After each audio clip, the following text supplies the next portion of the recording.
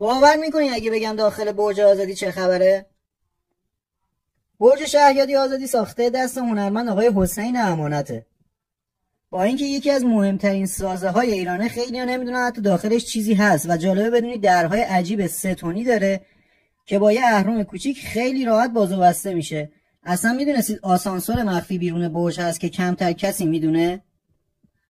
داخل سالن ایران شناسی برج آزادیه و هر کدوم از حبابایی که دارید میبینید نماد یک استان قدیمی ایران رو نشون میده. یه سالن هم اختصاص داده شده به دوربینای قدیمی با مدل‌های مختلف. و جالبه بدونید یه سالنی هست که ایران 52 سال پیش در حال پیشرفت رو به ما نشون میده. بخشایی هم مثل سالن تئاتر که یکی از استانداردترین سالن‌های تئاتر تهرانه و حتی آسانسورهای جالبی داره که 52 سال دارن کار میکنن.